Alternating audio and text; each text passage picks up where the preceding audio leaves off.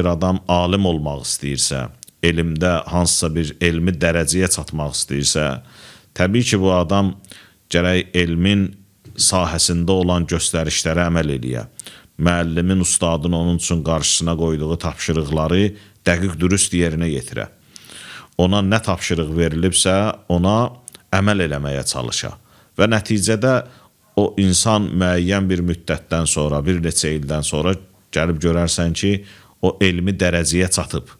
Yoxsa insan o tapşırılanlara əməl eləməsə, səhlənkarlıq eləsə, onun ağırlığından qorxsa, onun çətinliyini bəhanə gətirsə, təbii ki, bu adam illər də keçsə, heç bir elmi uğura imza atmayacaq.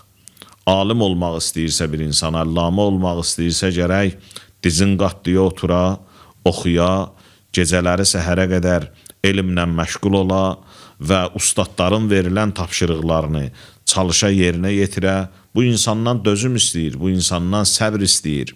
Həzrəti Musa Peyğəmbər ki, gəldi Həzrəti Xızrın yanına və dedi ki, ey Allahın bəndəsi, mən gəlmişəm səndən, sənə tabi olub müəyyən şeyləri əxz eləməyə və daha da yüksək dərəcələrə çatmağa. Həzrəti Xızrın Həzrəti Musaya birinci sözü bu oldu ki, onda səbirli ol, döz. Sənə nə deyildisə, ona sən dözməlisən. Sənə nə tapşırıldısa, onun çətinliyinə sən sinə gəlməlisən. Yoxsa bizdə belə bir söz var, halva halva deməklə ağız şirin olmaz. Elə insan gün keçirtməklə insan gəlib o elmi dərəcəyə çata bilməz, o məqama yetişə bilməz. Ona görə də insan hansısa bir dərəcəyə çatmaq istəyirsə, mütləq o yolda qarşısına çıxan maniyələrə, qarşısına çıxan tapşırıqlara dəqiq dürüst əməl etməlidir ki, ta o dərəcəyə gedib çata bilsin. Bir adam idman sahəsində istəyirsə ki, çempion olsun, o elə gələ istədiyi vaxt yata, istədiyi vaxt dura, istədiyi vaxt hərəkət eləyə, öz ürək istəyənlə gedə, o mümkün deyil o dərəcəyə gəlib çatsın. Bəli, o zaman ona tapşırılanları dəqiq dürüst yerinə yetirməlidir. Tapşırığın zəhməti, tapşırığın əziyyəti istək və zövqə uyğun olmadığı üçündür. Yoxsa tapşırığın özündə əziyyət yoxdur, zəhmət yoxdur. Ötən söhbətlərimizdə dedik, tapşırıq nəfsə, zövqə uyğun gəlmədiyi üçün çətindir.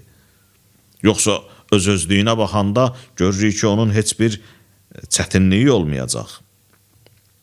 Əgər insan dərəcəyə çatmaq istəyirsə, mütləq əziyyətə qatlaşmalıdır.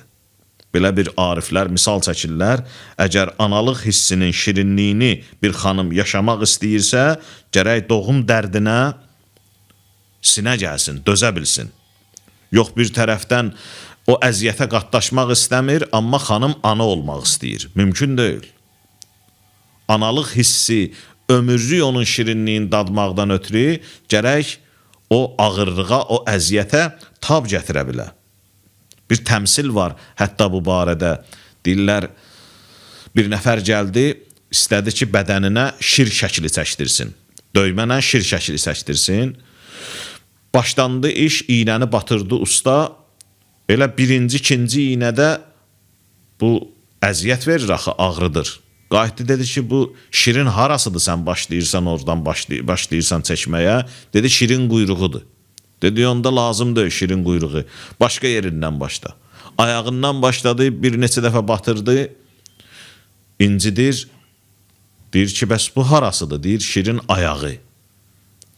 Deyir, onda o şirin ayağı da lazım deyir. Deyir, keçin baş tərəfindən başlayayım. Bir neçə dəfə iynəni batırır ki, o şirin başlasın şəklin çəkməyə bunun bədənində, bu istəyir ki, bədənində şirin şəkli olsun. İncidəndə deyir ki, bu harasıdır, deyir, başı. Deyir, onda başı da lazımdır, başqa yerindən başla. Bu usta əsəbləşir, deyir, onda deyirən ki, mənə şir lazım deyil də.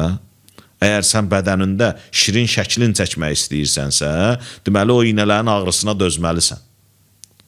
Əgər sağalmaq istəyirsənsə, dərmanın acılığına dözməlisən. İynənin acılığına dözməlisən. Yoxsa mən sağalmaq istəyirəm, amma buna da dözmək istəmirəm. Bu həyatın təbii bir qaydasıdır, Allah sistemi, həyatı yaradanda qaydanı bu cür qoyub. Bu mövzuda bu cür qoyub. Dərəcəyə çatmaq üçün gərək çətinlikdən keçəsən. Alim olmaq üçün gərək çətinlikdən keçəsən, çempion olmaq üçün, sağalmaq üçün, şəfa tapmaq üçün, nə istəyirsən istə həyatda, o uğura imza atmaqdan ötürü sənə verilən tapşırıqları dəqiq dürüst yerinə yetirməlisən. Təbii ki, burada da çətinliklər olacaq. Sən deyirsən, mən çatmaq istəyirəm, amma heç bir çətinliyə də dözmək istəmirəm. İnsan həyatında təbii olaraq məcburdur bir çox çətinliklərə sinə gəlsin, ta istənilən nəticəyə çatsın. Sual verirəm, həyatın hansı hissəsində acılıq, çətinlik yoxdur ki? Əgər sən sənə tapşırılanın çətinliyin bəhanə gətirib, ağırlığın əsas tutub, onu yerinə yetirmirsənsə, onsuz da bunu bil ki, sən həyatında yaşayaraq bir çox acılıqlara və çətinliklərə əməl eləməli olacaqsan. Çünki acılıq və çətinlik həyat yaşayışının ayrılmaz bir hissəsidir. Allah Taala bu yaşayışda bəs qədər çətinlik qoyub, bəs qədər acılıq qoyub. Sən bu həyatı yaşayırsansa, mütləq acılıqlarla, çətinliklərlə, ağırlıqlarla üz-üzə gələcəksən və onları sən aşmalısan, onları sən keçməlisən. İnşallah cənnətdə belə bir şey olmayacaq. Acılıqla şirinlik bir-birindən tamamilə ayrılacaq.